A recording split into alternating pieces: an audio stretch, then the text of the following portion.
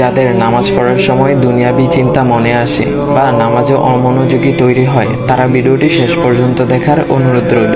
হযরত আলী রাদিয়াল্লাহু তাআলা আনহুর কাছে একজন ব্যক্তি এসেছে। তখন লোকটা বলল, হুজুর, আমার নামাজে মন বসে না। নামাজে দাঁড়ালে আমার দুনিয়াবি নানা চিন্তা আসে। হুজুর, আমার এই নামাজ কি আল্লাহ তাআলা কবুল করবেন? তখন হযরত আলী রাদিয়াল্লাহু তাআলা আনহা বলেছেন, না, তোমার নামাজ কবুল হবে না। তখন লোকটা মনে অনেক কষ্ট নিয়ে চলে যাচ্ছেন। এমন সময় রাসূল সাল্লাল্লাহু আলাইহি ওয়াসাল্লাম এসে হযরত আলী রাদিয়াল্লাহু তাআলা আনহুকে জিজ্ঞাসা করলেন, ইয়া আলী, আপনার কাছে লোকটা কেন এসেছিল?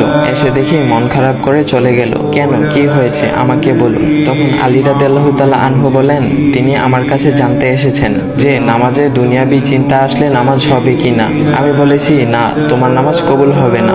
রাসূল সাল্লাল্লাহু আলাইহি ওয়াসাল্লাম তখন বলেন, ইয়া আলী, আপনাকে আমি একটা চাদর উপহার দিতে চাই, তবে একটা শর্ত আছে। আলী রাদিয়াল্লাহু তাআলা আনহু খুশি হয়ে বলেন, ইয়া রাসূলুল্লাহ, কি শর্ত তা বলুন, আমি আপনার সকল শর্ত মেনে নিব।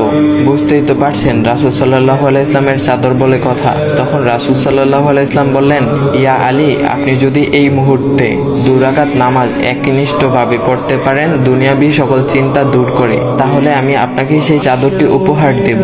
আলী রাদিয়াল্লাহু তাআলা আনহু বলেন, এটা তো সাধারণ ব্যাপার। আলী রাদিয়াল্লাহু তাআলা আনহু তখন নামাজে দাঁড়িয়ে গেলেন আর তিনি নামাজ পড়তে শুরু করলেন।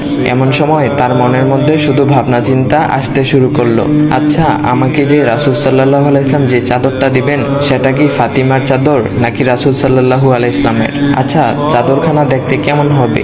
এই বিভিন্ন বিষয় নিয়ে ভাবতে লাগলেন। তিনি ভুলেই গেছেন যে দুনিয়াবি চিন্তা নামাজে আনতে রাসূল সাল্লাল্লাহু আলাইহি ওয়াসাল্লাম নিষেধ করেছেন। এর মধ্যে আলী রাদিয়াল্লাহু তাআলা আনহুর নামাজ পড়া শেষ। আলী রাদিয়াল্লাহু তাআলা নামাজ শেষ করে রাসূল সাল্লাল্লাহু আলাইহি ওয়াসাল্লামকে বলতেছেন, ইয়া রাসূলুল্লাহ, আমি আপনার শর্ত মেনেছি, এখন আমাকে চাদরখানা উপহার দেন। রাসূল সাল্লাল্লাহু আলাইহি ওয়াসাল্লাম বলেন, ইয়া আলী, আপনি কি একনিষ্ঠভাবে দুনিয়াবি চিন্তামুক্ত ছাড়া 2 রাকাত নামাজ পড়েছেন? তখন আলী রাদিয়াল্লাহু তাআলা আনহা মুচকি হেসে বললেন, না ইয়া রাসূলুল্লাহ, আমি আপনার চাদর নিয়ে অনেক কিছুই ভেবেছি। তখন রাসূল সাল্লাল্লাহু আলাইহি ওয়াসাল্লাম বলেন, ইয়া আলী, নামাজ তোমারও হয়েছে, আর তুমি যাকে নামাজ হবে না বলে ফতোয়া দিয়েছো, তার নামাজও আল্লাহ তাআলা কবুল করে নিয়েছেন।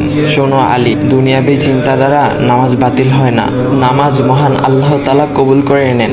সকল ফরজ নিয়ম কানুন মেনে নামাজ পড়লে নামাজ হবে ইনশাল্লাহ। তবে আমাদের সকলের উচিত নামাজ আদায় করার সময় একমাত্র আল্লাহকে স্মরণ করে নামাজ আদায় করা। নামাজে দাঁড়ালে দুনিয়াবি চিন্তা মাথায় আসে, এটা শয়তানের একটা ফাঁদ। আল্লাহ তাআলা আমাদের সকলকে শয়তানের কুমন্ত্রণা থেকে হেফাজত রাখুক এবং সঠিকভাবে মনোযোগের সাথে নামাজ আদায় করার মতো তৌফিক দান করুক। সবাই বলি আমিন। চাইলে ভিডিওটা আপনি অন্যদের কাছে শেয়ার করতে পারেন, এতে অন্যদের ভুল ভ্রান্তিগুলো দূর হবে। তো গাইস, এমন ইসলামিক ভিডিও পাওয়ার জন্য ভাইয়ের আইডিটা ফলো করে দিয়ে যাও।